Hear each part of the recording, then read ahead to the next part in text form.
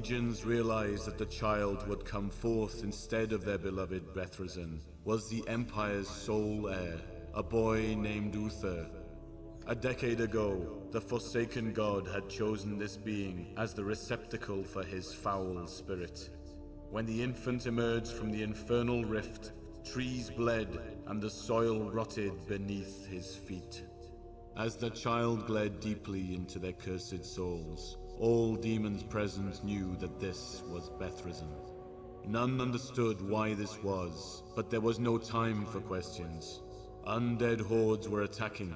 The stench of death covered the plains. The legions had to secure Bethrazin, for it was clear enough that the undead hordes had no good intentions. The only course of action for the legions of the damned lay north, to gather up their scattered forces. Now, I'm sorry, but if your trees bleed, please contact your local emergency horticulturalist. Well, there we go. Sorry about the technical problems I had there with the scrolling text. All I wanted to do was turn the volume down because it was blasting my ears to death. And for some reason it skipped to the end of the text, so I had to kind of do a little bit of manual scrolling up there, so I do apologise. Anyway, welcome back. It's mission number 2 of the Legions of the Damned campaign of Disciples Dark Prophecy. So let's begin the game. Actually, no, I'm not.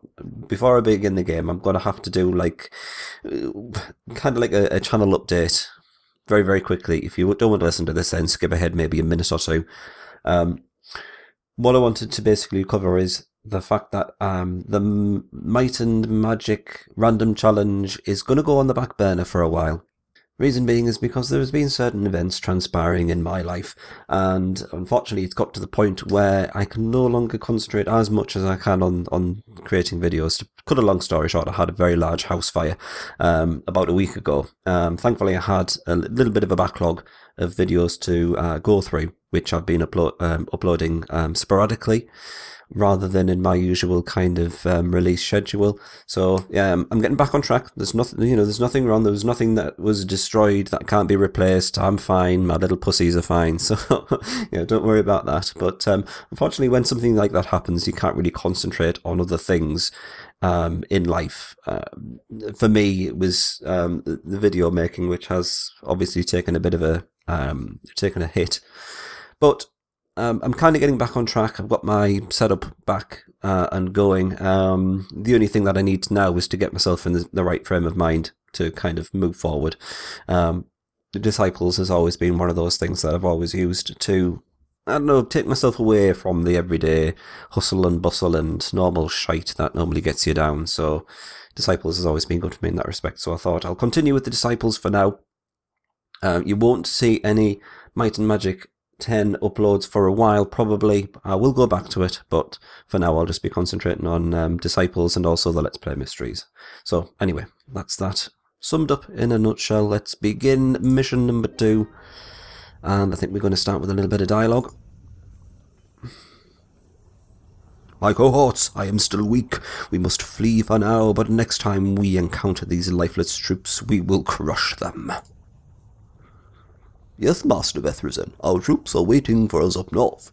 We must hurry to reach them before the undead attack. Come with us, we will ensure your safe passage. Oh, hello. It will not be so easy. You are surrounded, demon infant. Give yourself freely. Shambling corpses. Marvellous. Oh, would a detonate. It's a ploppy. Let's pretend that says a ploppy. It is the end for the legions of the damned and Bethrazin.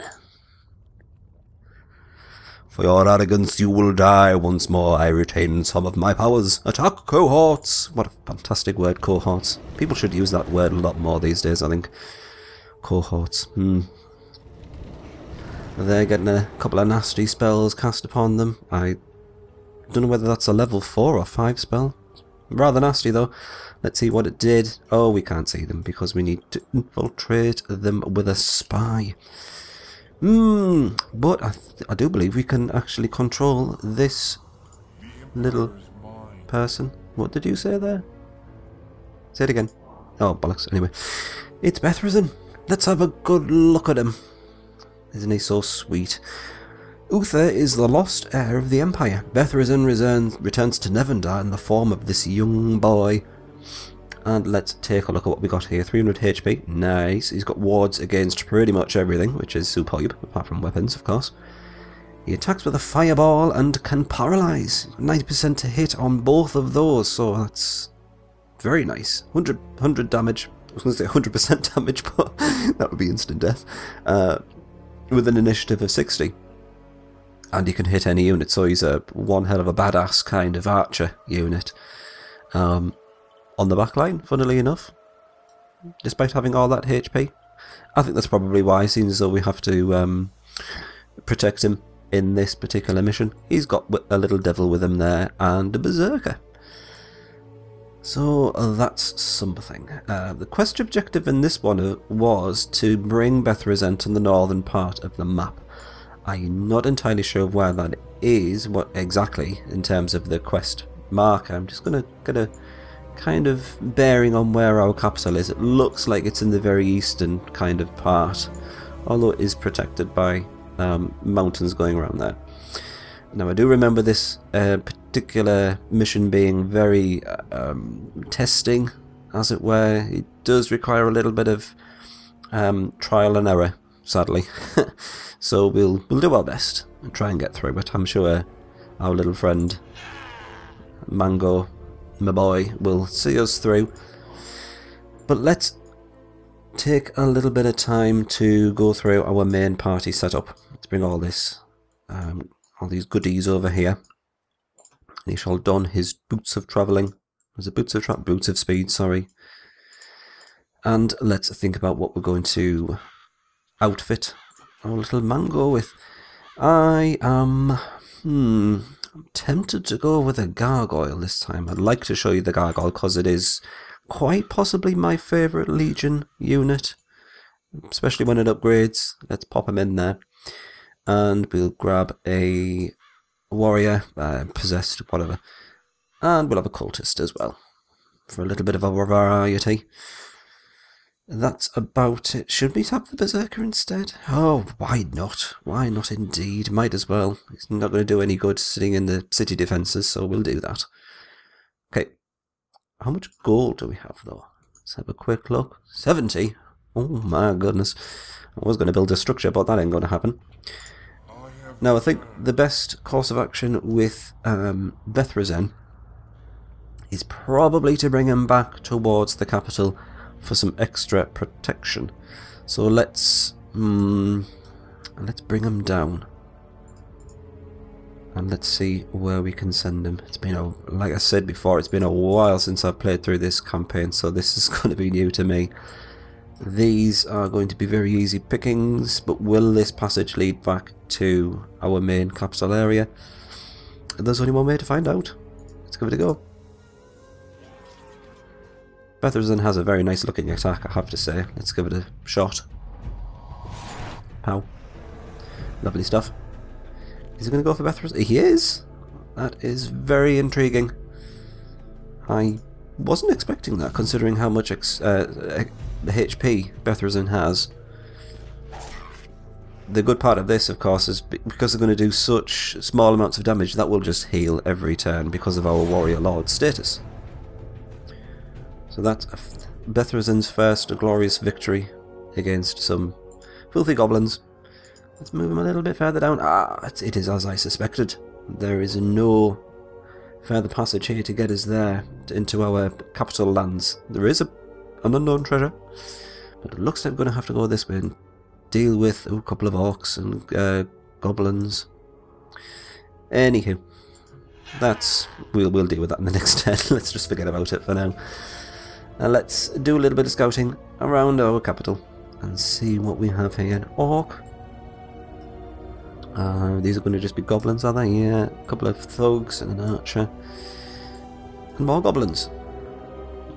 Seeing as though we seem to be protected on all sides with this mountain range, maybe we should explore this part first to get this cleared out, and then move further afield.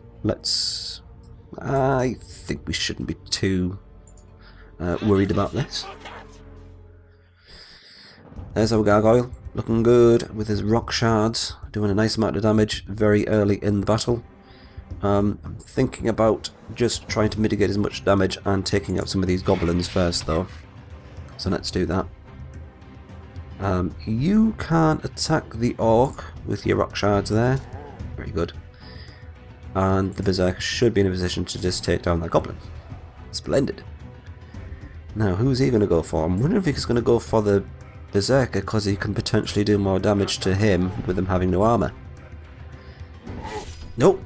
It's the gargoyle. He's going for him. I'm wondering if I should have defended, maybe. Although this is looking good. Marvellous. There we go. Should get a reasonable amount of XP from this. How much does the gargoyle need to level up first of all? 400. It's going to be tricky. Cultist doesn't need as much. 75. Splendid.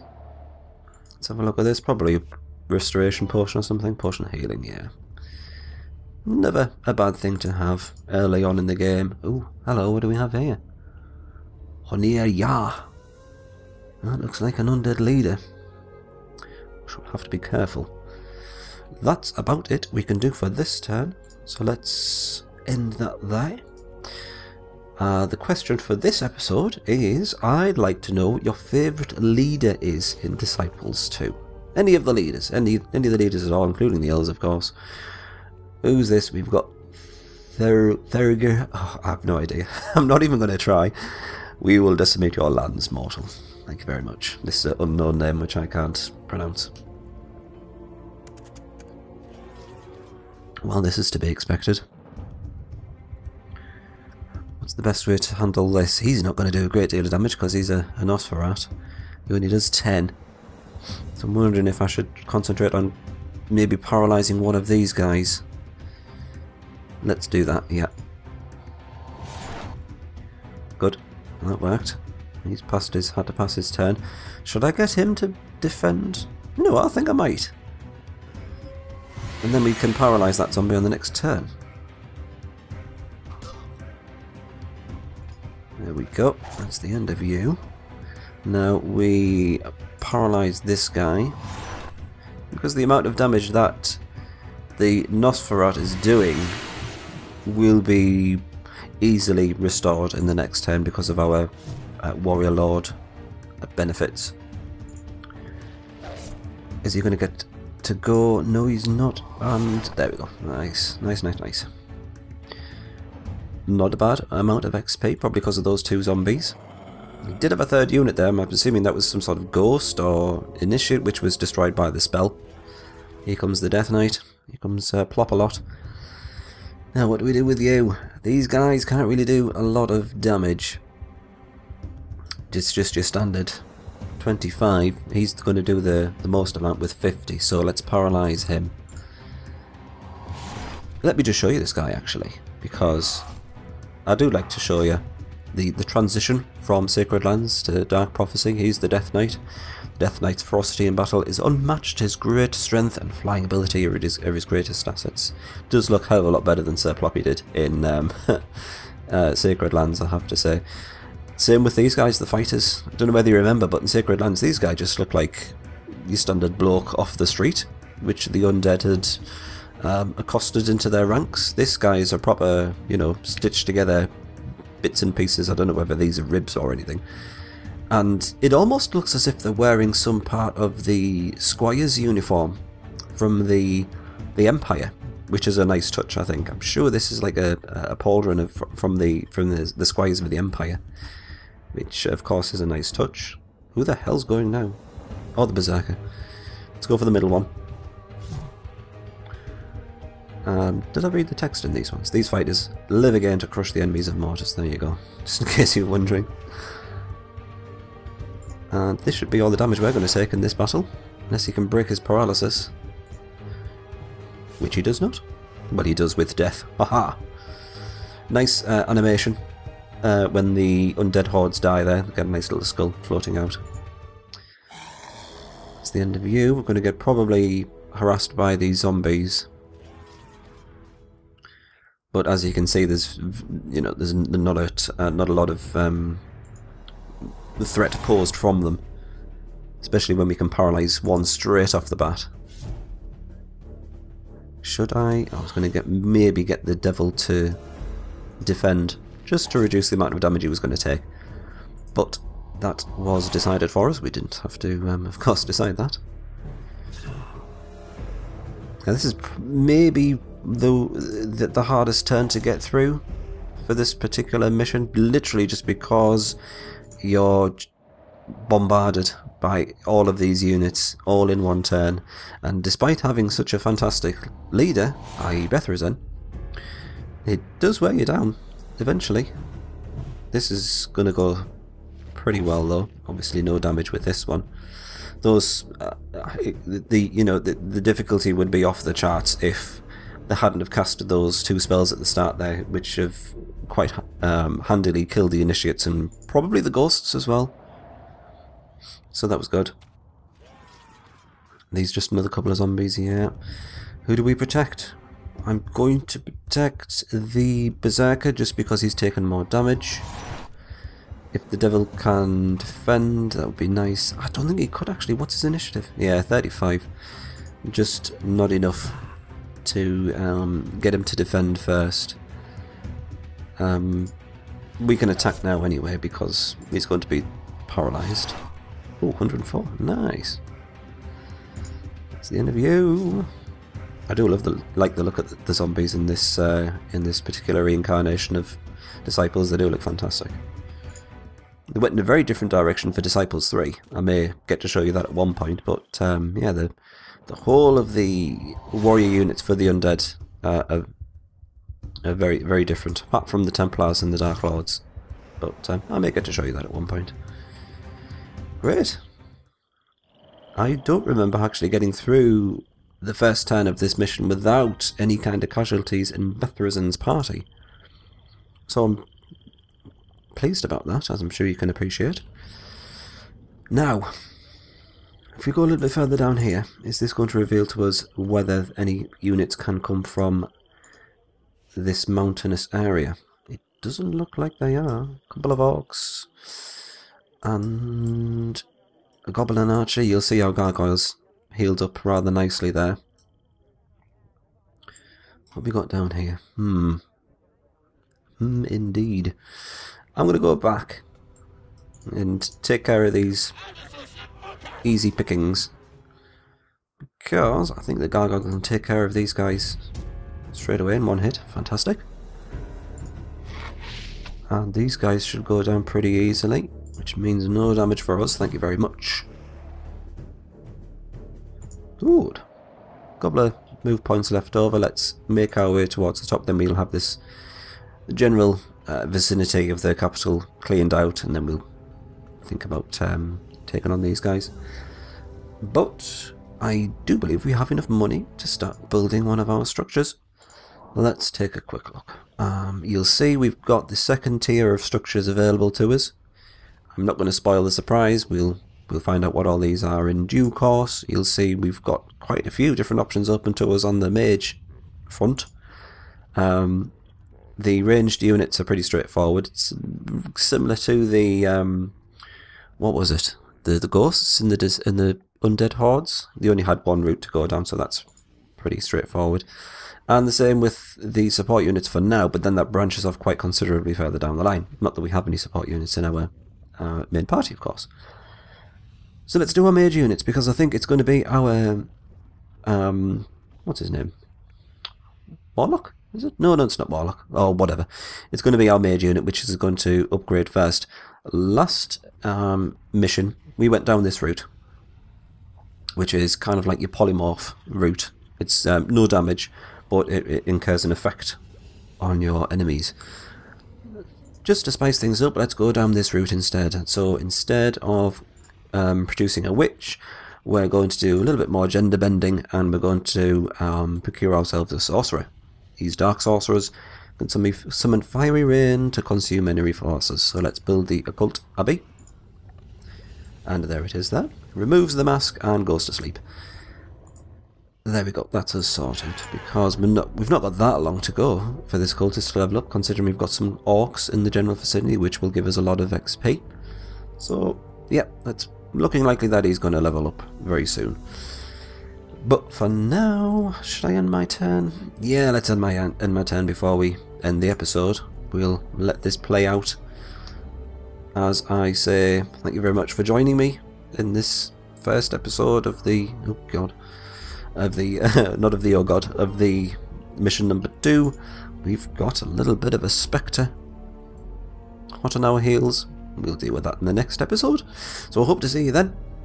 But for now, this is YesterQuest signing off. Until then, Questers.